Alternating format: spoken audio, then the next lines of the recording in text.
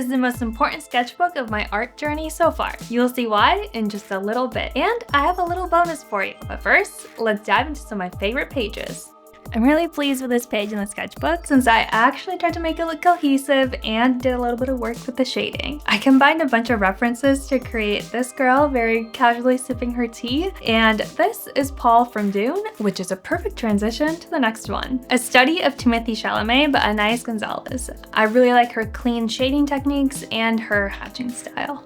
The main goal of this next page was to create a themed, cutesy nature style page, and I'm really happy with how this one turned out. I've had this flower girl by Celine Art saved in my inspo folder forever, and I'm really happy I got to draw her in my style since I'm always interested in how other artists depict hair. I also love these two little ducks, and this little mouse reading a book under a mushroom was a creation from my imagination, so I'm pretty happy with that. This is Levi Ackerman from Attack on Titan. I got the floral outfit inspirations you guys saw on the first page from this drawing right here. I also quite like the portrait here, but I will be the first to admit that this lettering is pretty uncreative. This wonky house is inspired by Francisco Fonesca. This page is pretty straightforward. I wanted to expand my range of drawings to include more men as well as different facial expressions. And here is a little bit of a bonus for you guys. I recently got colored pencils and I decided to use the last 100 pages of my 100 Heads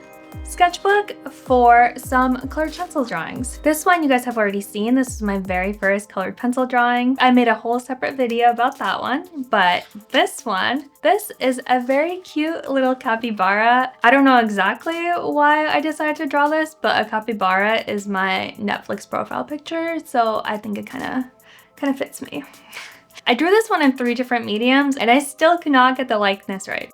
Maybe this is my art final boss in a way. This is Victor from Arcane from an artist I found on Pinterest. Apologies for no credit here. And these two are some more experimentations with some colorful portraits. And to finish off this sketchbook, I decided to draw this cute balloon animal dog. I really like working with colored pencils, so I hope to do more in the future. Now to the meat and potatoes of this main sketchbook. I decided to start draw a box to build up my foundation in art since I've never really had a foundation before. I'm not gonna go through every single box that you see here as much as you probably want me to, but if you want to see my takeaways from that challenge, feel free to watch my very first YouTube video. Concurrently to the draw box foundation, I wanted to keep improving in other aspects of art, so I watched a bunch of Proca videos on gestures and anatomy. I'm still using a lot of those lessons to this day, especially exaggerating movements and keeping the weight and balance of the character in mind. Definitely very, very helpful. I also found that drawing dancers was a really great way to practice your gestures. I really enjoy how this one turned out.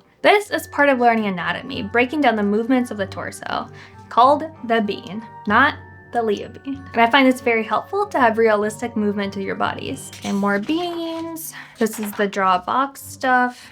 These are some robo beans where you're really trying to make the bean torso form into more 3D shapes. We have some Loomis heads here. I still feel like capturing the exact likeness of a person is not easy and something that I feel like I'll probably continuously be working on. This exercise to rotate boxes at angles was actually quite tough. Maybe one day I will recreate it, and if I get it perfectly, I can claim that I've mastered perspective. And here's some more foundational work on shading.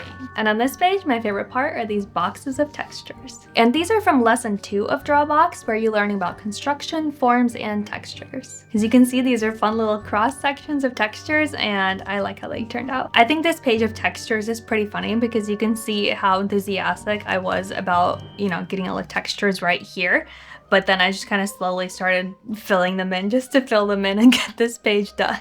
This is why I would say the sketchbook is super important for my journey as an artist. All of these foundational exercises help me construct 3D shapes onto 2D paper and help me build my base for being able to draw anything I want out of my imagination. Back in 3rd grade, I had a notebook with Sailor Moon on it that I loved so much, and I decided to draw it when I was a kid. But this was a fun redraw to see improvement. Along with Sailor Moon, Sakura the Cardcaptor was one of my favorite animes growing up, and I loved all of her costumes. So this was me practicing drawing with things that I enjoy. If you watch my first sketchbook tour, you know I have several portraits in this style, but I remember being very excited because I had so much more space on the page for this one. This was me trying to come up with my own character concept. Her name is Nova, short for November.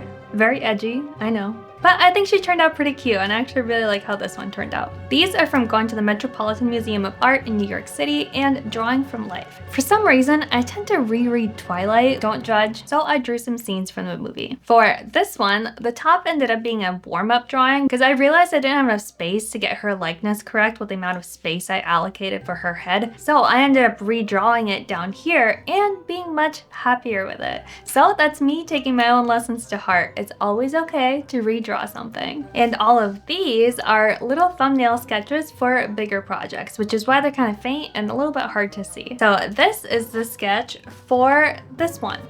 I'm hoping to expand on this concept by adding a background and adding some color into it, but that is a work in progress. I actually did manage to complete the full painting for this one, but I didn't love how it turned out.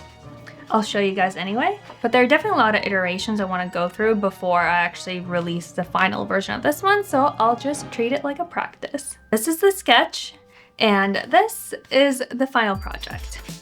So I really tried to make sure I could light these characters by the campfire, but I feel like I also didn't have space to kind of get all the colors and tones I wanted to in there in terms of paper size. I almost like how the sketch turned out better than the final piece. Here is another thumbnail of a sketch for one of my favorite hobbies, which is Rocket League. I have this partially completed in watercolor right here, but I'm hoping to add a lot more digital elements to it in Photoshop, depending on how frustrated I get with Photoshop. The end product I'm envisioning is like an oversized charcoal gray t-shirt with this design, and I actually have a couple more in mind as well. I just need to actually get to doing them. And for the final page of the sketchbook tour, we can only end it in one way, and that is with a meme cat.